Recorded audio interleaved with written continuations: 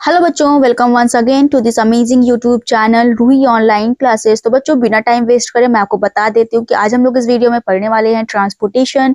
And transportation में भी हम लोग पढ़ेंगे ट्रांसपोर्टेशन इन प्लांट्स, एंड उनमें हम लोग देखेंगे प्लांट्स में कैसे ट्रांसपोर्टेशन होता है। आफ्टर दैट बच्चों उसमें हम लोग देखेंगे कि जाइलम कैसे होते हैं, जाइलम के पार्ट क्या होते हैं, उनके फंक्शंस क्या होते हैं।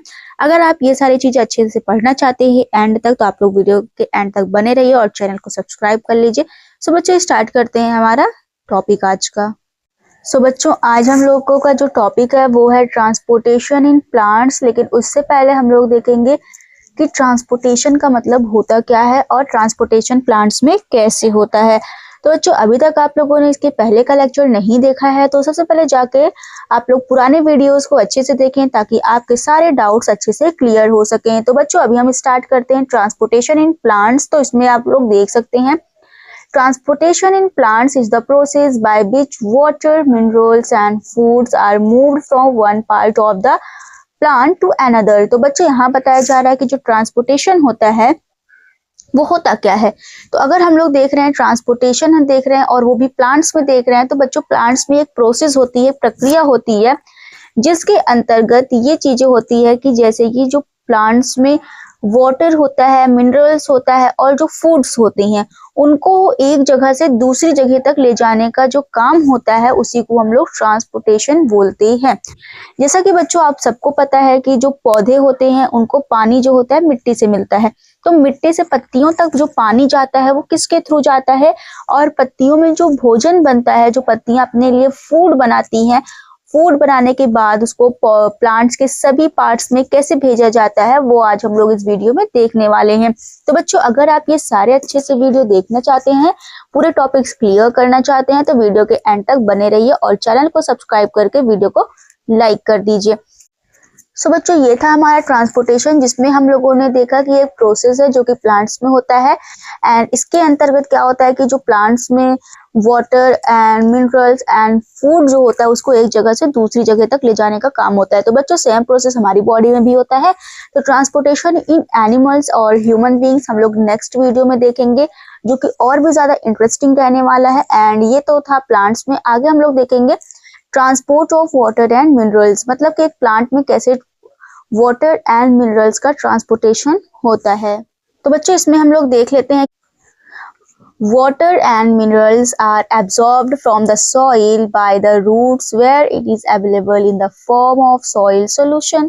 तो बच्चों यहाँ पे बताया जा रहा है कि जो वाटर एंड मिनरल्स होता है वो मिट्टियों द्वारा एब्जॉर्ब किया जाता है बाय द रूट्स, मतलब कि जड़ों के द्वारा इसको एब्जॉर्ब किया जाता है where it is available in the form of soil solution, जो कि कहाँ पाया जाता है बच्चों, मिट्टियों में पाया जाता है।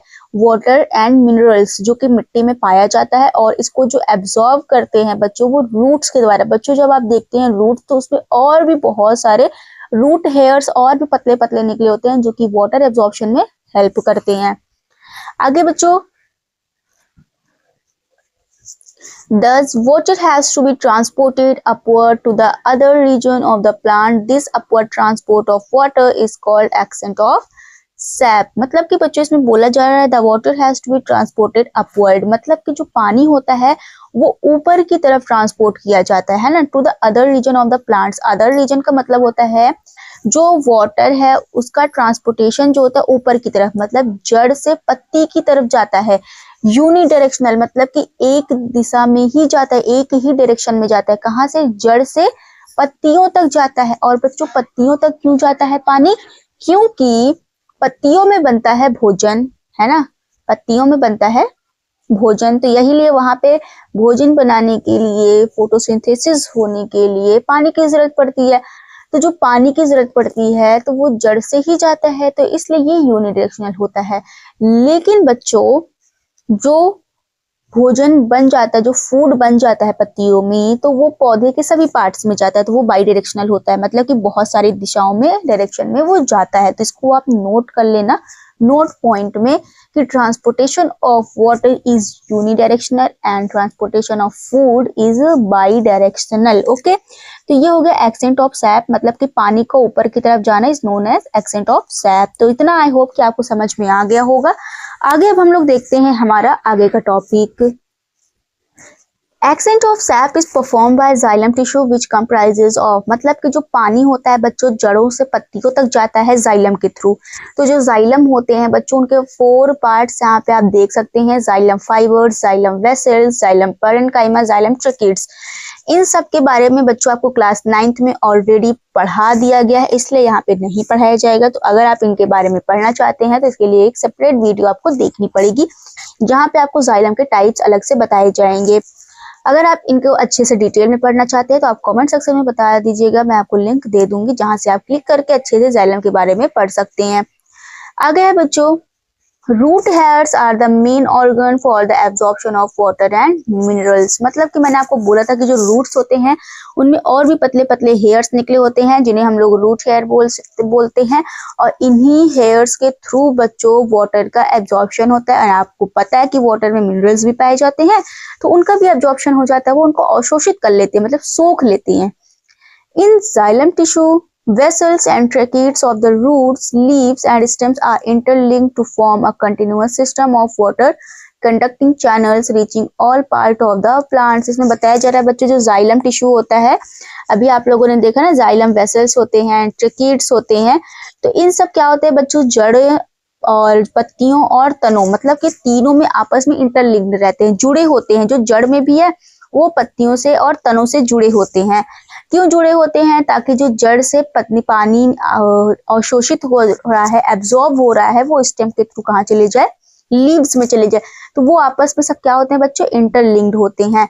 तो इन सब मतलब कि जो ये आपस में इंटरलिंक्ड होते हैं, तो ये आपस में इंटरलिंक्ड होने की वजह से एक सिस्टम बना लेते हैं जिनके थ्रू वाटर क्या होता है, अच्छे से आसानी से प्लांट्स के सभी पार्ट्स में पहुंच जाता है।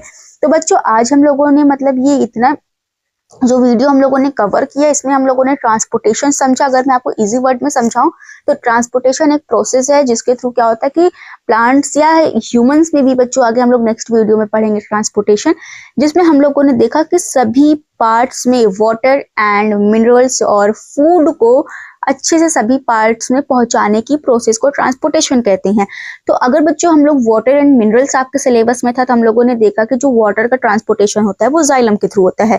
जाइलम के फिर 4 पार्ट्स हम लोगों ने देखा, xylem fibre, xylem vessels, xylem parenchyma and tracheids देखा। फिर उसके बाद मैंने बोला कि जो वाटर का एब्जॉर्प्शन होता है वो मेन ऑर्गन जो होता है प्लांट का, वो रूट हेयर होता है जिसके थ्रू वो एब्जॉर्ब कर लेते हैं। उसके बाद हम लोगों ने देखा बच्चों की जो जाइलम वेसल्स होते हैं, ट्रैकीड्स होते हैं, वो आपस में जड़, पत्ती और तने से जुड़े होते हैं, ताकि जो कंडक्शन ऑफ वाटर है या फिर ट्रांसपोर्टेशन ऑफ वाटर है वो आसानी से सभी पार्ट्स में प्लांट के पहुंच जाए। तो बच्चों मैंने पूरा समराइज कर दिया पूरा छोटा सा 2 मिनट में कि आज हम लोगों ने ये सारी चीजें इस वीडियो में देखी है। तो बच्चों यहाँ पे आज हम लोग अपने वीडियो को एंड करते हैं। यहाँ पे हम लोगों ने ट्रांसपोर्टेशन समझ लिया in plants, and next video में हम लोग देखेंगे ट्रांसपोर्टेशन इन ह्यूमन बीइंग्स। तो बच्चों आज की वीडियो अगर आप लोगों को पसंद आई है तो आप लोग अपने फ्रेंड्स के साथ भी जरूर शेयर करिएगा, ताकि उनके लिए भी थोड़ा सा बेनिफिट हो सके। तो बच्चों मिलते हैं हमारे नेक्स्ट वीडियो में, तब तक के लिए पढ़ते रहो, खुश रहो, बाय बाय।